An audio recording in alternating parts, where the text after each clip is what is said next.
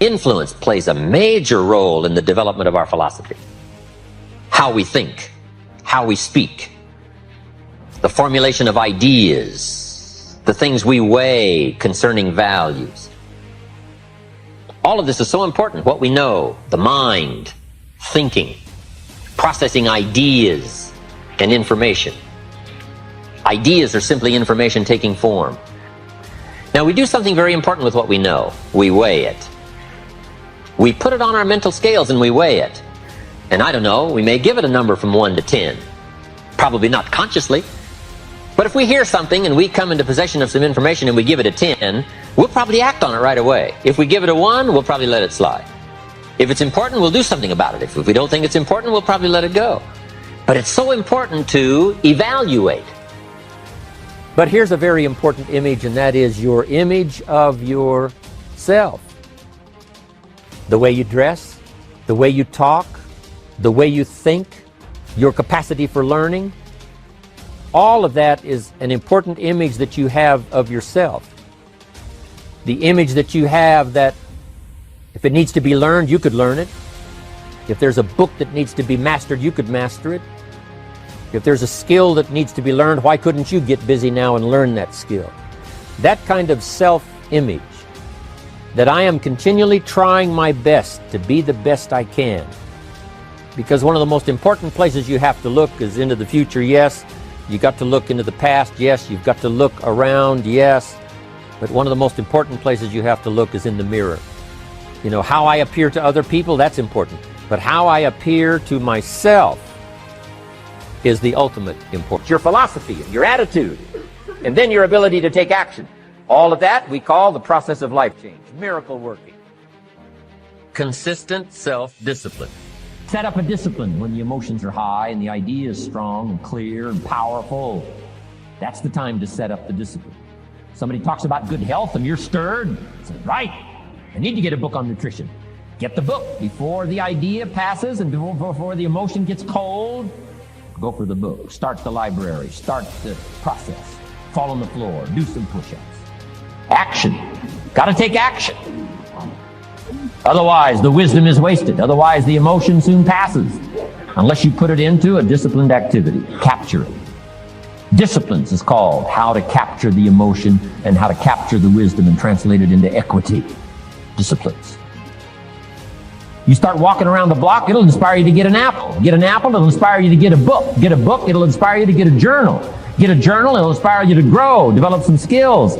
All disciplines affect each other.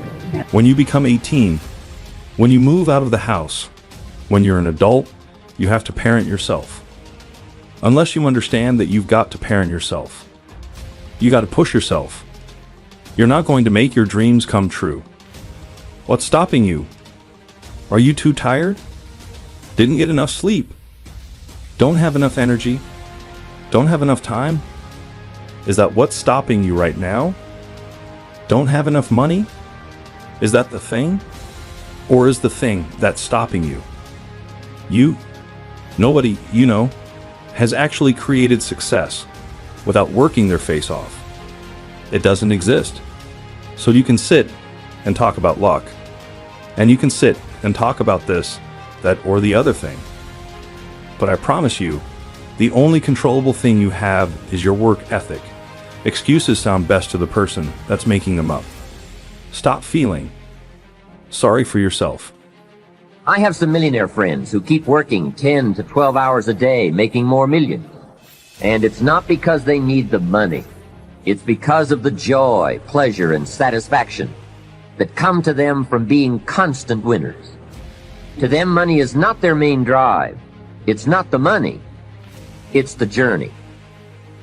Once in a while, someone says to me, if I had $1 million, I'd never work another day in my life.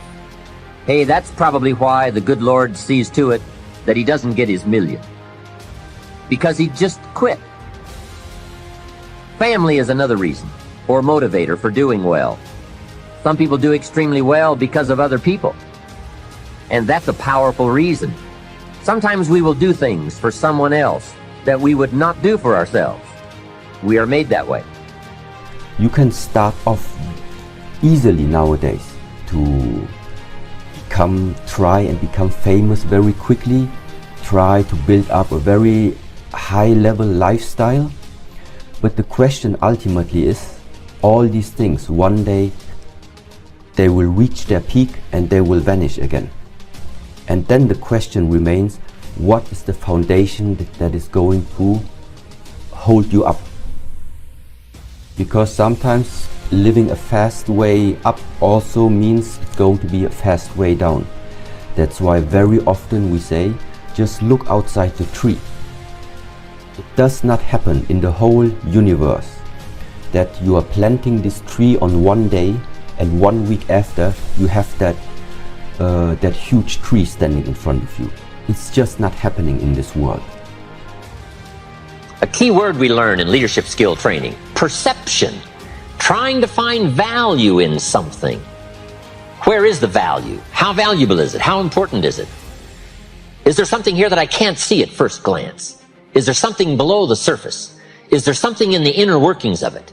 What goes behind it? What goes beyond it? What is its origin? All of these questions that help us come to the perception of value, ideas, evaluating information. Now here's what's important: to have a good set of mental scales. What if in processing information your mental scales were off? And you weighed everything a little wrong? Do you think that would affect your life? The answer is, of course.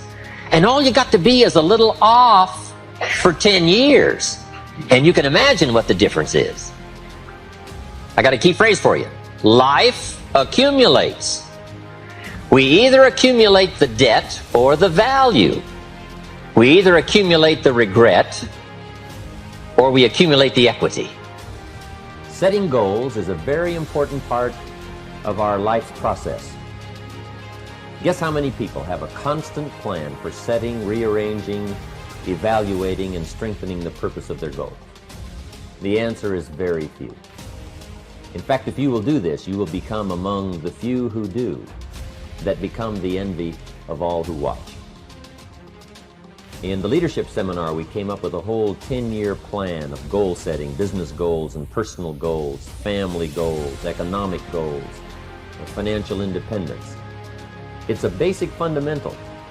In fact, if you will work hard on setting goals, put together a plan for setting goals, reevaluate them, rearrange them, constantly talk about them, go over them again and again, I tell you what this process will do in my personal opinion.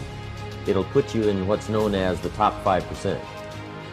And if you want to be successful, if you want your life to really change in major ways, this is one of the fundamentals. A person who has purpose in their life, they have something to go for, some meaning. One writer described it, for some people it becomes a magnificent obsession. And for you and I, maybe it doesn't need to be that dramatic as a magnificent obsession. But it has to be something that does something to us, something that pulls us, especially into the future. You know, there are many influences on us. One is the influence of the past. Some people are always pulled back by the past.